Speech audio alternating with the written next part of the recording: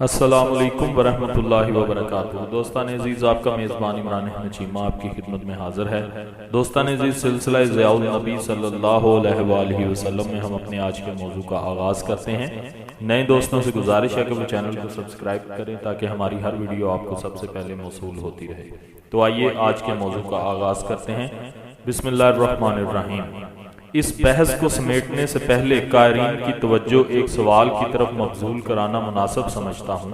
وہ سوال یہ ہے کہ ان مسلمانوں نے ہجرت کے لیے حبشہ کو کیوں منتخب کیا؟ اس کا ایک جواب تو وہ ہے جس کا اعلان حالات و واقعات کی زبان بابانگ دہل کر رہی ہے، جسے سن کر کوئی شک و شبہ باقی نہیں رہتا۔ دوسرا جواب وہ ہے جو ایک مستشرق نے بڑی مہارت سے تحقیق و تفحص کے ریشمی غلافوں میں لپیٹ کر پیش کیا۔ مارگلوس، جنہیں بزم خویش غیر متصف غیر جانبدار محقق ہونے کا دعویٰ ہے، انہوں نے اس کی وجہ یہ بیان کی ہے کہ کیونکہ حبشہ کے ایک حکمران ابرہہ نے 50 سال پہلے کعبہ مقدسہ کو منہدم کرنے کے لیے مکہ پر چڑھائی کی تھی۔ حضور علیہ الصلوۃ والسلام نے کفار کے سر غرور کو نیچا کرنے اور ان کی قوت کا طلسم توڑنے کے لیے اپنے چند عقیدت مندوں کو حبشہ بھیجا تاکہ نجاشی کو مکہ پر فوج کشی کے لیے برانگیختہ کرے۔ یہ توجیہ کوئی اندھا بہرا متصب ہی پیش کر سکتا ہے۔ سرکار دو عالم صلی اللہ علیہ وآلہ وسلم کی زندگی کا مقصد ہی یہ تھا کہ اپنے جد امجد حضرت خلیل علیہ السلام کے تعمیر کردہ کعبہ کو، جو عرصہ سے ایک صنم کدہ بنا دیا گیا تھا، اس کو بتوں کی نجاستوں اور آلودگیوں سے پاک کر کے پھر اللہ وحدہ لا شریک کی عبادت کا مرکز بنا دیں۔ کیا ایسی ہستی کبھی یہ سوچ بھی سکتی ہے کہ اسے پیوند خاک کرنے کے لیے کسی بیرونی طاقت کو حملے کی دعوت دے؟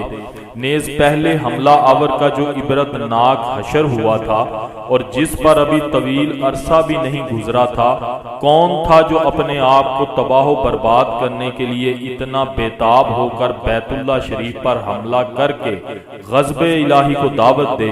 سیدھی سی بات یہ ہے کہ حبشہ سے اہل مکہ کے درینہ روابط تھے۔ حضرت ہاشم نے اپنے اثر و رسوخ سے کیسر روم سے اپنے تجارتی کاروانوں کے لیے اجازت نامہ حاصل کیا تھا تاکہ اس کی مملکت میں مکہ کے تجار آزادی سے کاروبار کر سکیں۔ اسی طرح آپ نے کیسر روم سے شاہ حبشہ کے نام ایک سفارتی خط بھی لکھوایا تھا کہ وہ مکہ کے تاجروں کو حبشہ میں کاروبار کرنے کی اجازت دیں۔ اس طرح پشتوں سے عرب کے لوگ حبشہ میں آتے جاتے تھے، اس کے علاقوں سے بھی باخبر تھے اور وہاں کے باشندوں سے بھی ان کی جان پہچان تھی۔ سابقہ واقفیت کی بنا پر مکہ کے مہاجروں نے حبشہ کو اپنی ہجرت گاہ کے لیے منتخب کیا۔ نیز یہ ملک جزیرہ عرب سے زیادہ دور بھی نہ تھا، یہاں آنا ان کے لیے آسان بھی تھا اور ارزاں بھی تھا۔ راہ حق کے ان مسافروں نے کشتی والوں کو فی کس نصف دینار کرایہ ادا کیا تھا، اور سب سے بڑی کشش ان کے لیے یہ تھی کہ حبشہ کا حکمران بڑا عادل اور منصف مزاج تھا۔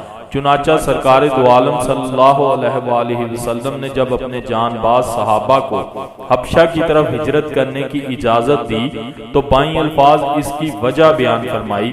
حضور نے انہیں فرمایا، وہاں ایک ایسا بادشاہ ہے جس کے سامنے کسی پر ظلم نہیں کیا جاتا، تم وہاں رہو یہاں تک کہ اللہ تعالیٰ ان مشکلات کو جن میں تم اب مبتلا ہو آسان فرما دے۔ شاب ابی طالب۔ شاب ابی طالب میں محصوری کے 3 سال۔ کفار مکہ کو یہ خوش فہمی تھی کہ وہ اپنے وحشیانہ جبر و تشدد سے اسلام کی اس تحریک کو موت کی نیند سلا دیں گے۔ یہ گنتی کے چند آدمی خود ہی اس نئے دین سے دل برداشتہ ہو کر پھر اپنے پرانے معبودوں کی پرستش کرنے لگیں گے، لیکن ان کی تمام تر مسائی کے باوجود اس دین کو روز افزوں کامیابیاں نصیب ہو رہی تھیں۔ ان کے مظالم سے تنگ آ کر جن مسلمانوں نے مکہ سے ہجرت کر کے حبشہ میں رہائش اختیار کر لی تھی، ان کو وہاں سے جلا وطن کرانے کے لیے کفار مکہ نے اپنے 2 بہترین نمائندے نجاشی کے پاس بھیجے تاکہ وہ اس کو اس بات پر رضامند کر سکیں کہ وہ ان مسلمانوں کو اپنے ملک سے نکال دے۔ ان کا مدعا یہ تھا کہ اپنے وطن سے دور ان لوگوں کو جو گوشہ عافیت میسر آ گیا ہے اس سے وہ محروم کر دیے جائیں، لیکن اس سلسلے میں انہیں ذلت امیز ناکامی کا سامنا کرنا پڑا۔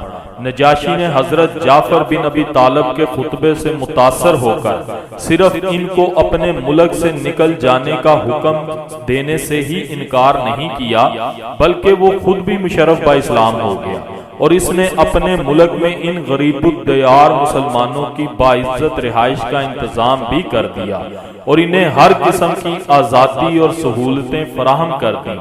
اس ناکامی نے کفار مکہ کو آتش زیر پا کر دیا اور مکہ میں باقی رہ جانے والے مسلمانوں پر انہوں نے پہلے سے بھی زیادہ ظلم و تشدد شروع کر دیا۔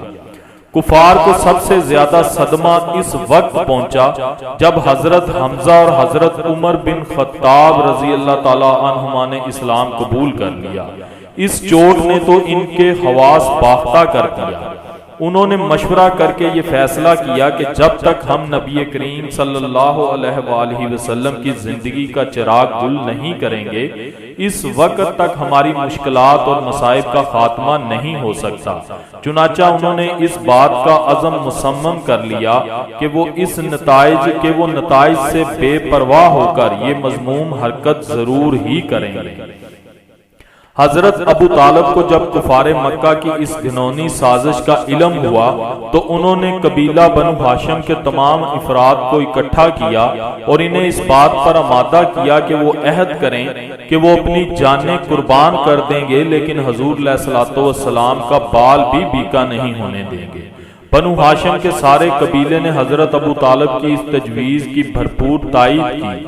بنو مطلب کو پتہ چلا تو انہوں نے بھی سرکار دو عالم صلی اللہ علیہ وآلہ وسلم کو دشمنوں کے شر سے بچانے کے لیے سر دھڑ کی بازی لگا دینے کا پختہ وعدہ کیا۔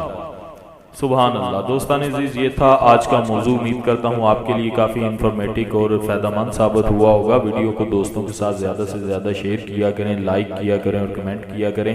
اسی کے ساتھ اپنے میزبان عمران احمد چیمہ کو اجازت دیجیے گا۔ اپنا بہت سارا خیال رکھیے گا، دعاؤں میں یاد رکھیے گا۔ اللہ حافظ و ناصر۔